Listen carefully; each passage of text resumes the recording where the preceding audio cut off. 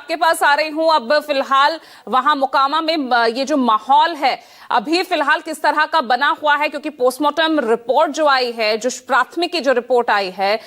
उसमें अलग ही एक बात सामने आई है कि मौत दुलारचंद यादव की गोली लगने से नहीं हुई। फ्रैक्चर सीने में, छाती में कई जगह है, दबने से वो मौत हुई है। इस तरह की बातें सामने आ रही है, क्योंकि अब ये जो मामला है सिर्फ एक आपराधिक वारदात तक ही नहीं सीमित रह गया है ऋषिकेश। यहां चुनावी समीकरण, राजनीतिक ये मामला ज्यादा होता नजर आ रहा है।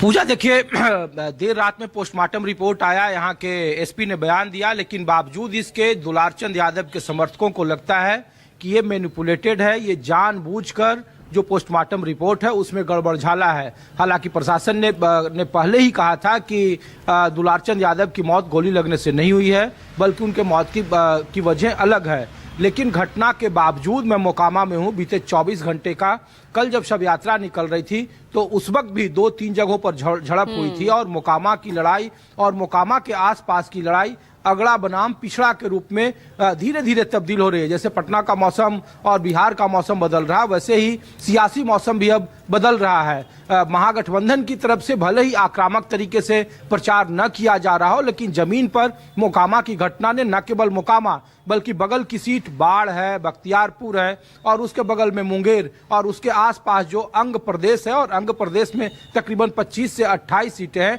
उस पूरे इलाके की राजनीति को इस घटना ने सबसे ज्यादा प्रभावित हुआ है। कहने को तो जन सुराज के प्रत्याशी हैं पीयूष प्रियदर्शी, और मोकामा में जिनके प्रचार को लेकर ये हंगामा हुआ और जिसमें ये हादसा हुआ, लेकिन इसका असर अंग के खास करके उन इलाकों में है पूजा जो लबकू समीकरण या जो नीतीश कुमार का अति पिछड़ा वोट बैंक माना जाता था, और जिसकी सबसे मजबूत और सबसे निर्णायक पकड़ होती थी बिहार के विधानसभा चुनाव में। और नीतीश कुमार की सबसे बड़ी ताकत वही थी। जिस धानुक समुदाय से पीयूष प्रियदर्शी आते हैं और जिस घटना ने ये रूप लिया है, अगर वो अगड़ा बनाम पिछड़ा की राजनीति शुरू हुई, क्योंकि कल जब हम लोग उस शव यात्रा के आसपास से गुजर रहे थे तो उनके शव यात्रा में भीड़ बहुत ही एक खास समुदाय की थी, उनके जाति बिरादरी की थी, उनके कुटुंब थे, उसमें परिवार थे। लेकिन आसपास के गांव में जो पिछड़ा आबादी है, पिछड़ा आबादी है, उन इलाकों में काफी ज्यादा रोष था, आक्रोश था, और लोगों का ये मानना था कि लोकतंत्र में आप वोट मांगने के लिए किसी को रोक नहीं सकते, एक जो परसेप्शन है, और ये जानबूझकर किसी को डराने धमकाने के लिए और इसका इम्पैक्ट गलत करवाने के लिए इस घटना को अंजाम दिया गया है। और इसका असर आप देखिए, न केवल सिर्फ मोकामा जो क्षेत्र है पूजा, वो मुंगेर लोकसभा का सीट है, और मुंगेर लोकसभा में 2024 में यही उपेंद्र कुशवाहा, यही चिराग पासवान, यही नरेंद्र मोदी, यही नीतीश कुमार एनडीए की जोड़ी थी। बावजूद मुंगेर में अगर एक सीट जहां से नुकसान हुआ था और वो लूज हुआ था उस विधानसभा से, तो वो मोकामा की सीट थी। और उसी वक्त ये तय हो गया था कि मोकामा की राजनीति या उस इलाके में अगड़े पिछड़े की राजनीति ने एक बार फिर सुबुगाट लेना शुरू कर दिया है। अब जिस धानुक समुदाय की मैं बात कर रहा हूं, उस इलाके में खास करके मोकामा के टाल क्षेत्र में उनकी आबादी 35 से 38 हजार है, जिनकी पोलिंग कैपेसिटी पूजा 25 से 26 हजार होती है, और वो टाल क्षेत्र निर्णय करता है कि मोकामा कौन जीतेगा।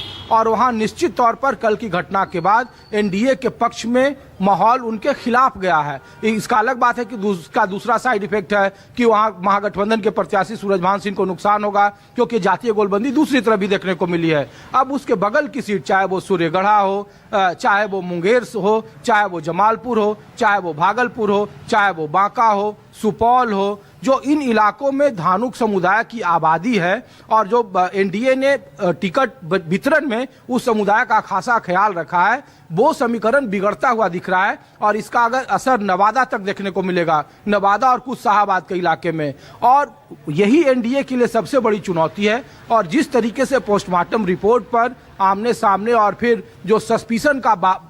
माहौल बनाने की कोशिश की जा रही है, उससे निश्चित तौर पर यह बात तय है कि चुनाव के पहले चरण में जब 6 नवंबर को वोटिंग होगी, तो उसके पहले का जो अब तक का चुनाव था, जो एनडीए को लग रहा था कि एक तरफा बढ़त मिलने को देख रही है, चाहे वो कोऑर्डिनेशन में हो, प्रचार में हो, टिकट वितरण में हो, उनके मुकाबले अब ये जो समीकरण है वो अब धीरे धीरे जाति की ओर बढ़ रहा है और जातीय चुनाव की तरफ बढ़ रहा है। हालांकि बिहार की राजनीति राजनीति जातीय समीकरणों पर होती है, लेकिन इस घटना ने न केवल उन इलाकों में बल्कि आसपास के इलाकों में भी जो एनडीए के पक्ष में माहौल दिख रहा था वो अब माहौल धीरे धीरे बदलने लगा है। ये बदलाव वोट में कितना तब्दील होगा नहीं होगा, लेकिन मैं आपको लोकसभा 2024 का एग्जाम्पल दे रहा हूं और इन इलाकों में 2020 में भी तकरीबन 70% जो सीटें थी वो महागठबंधन के खाते से उलट होकर एनडीए में गई थी और इस बार इसका असर होगा। और इसीलिए इस घटना का चाहे तेजस्वी यादव को देख लीजिए या फिर विपक्ष के नेता का देख लीजिए, कानून व्यवस्था पर सवाल उठाना, चुनाव आयोग की भूमिका पर सवाल उठाना, तो ये पूरा जो ये घटना ये सिर्फ मोकामा की नहीं है बल्कि अंग प्रदेश, कुछ पटना, कुछ मगध, इन तमाम सीटों पर जहां पर अति पिछड़ों की आबादी है और जहां अति पिछड़ा उम्मीदवार महागठबंधन की तरफ से है वहां पर फिर एनडीए को नुकसान होता हुआ दिख रहा है और जातीय गोलबंदी की तरफ ये चुनाव अगला बनाम पिछड़ा की ओर जाता हुआ दिख रहा है। पूजा, ठीक है।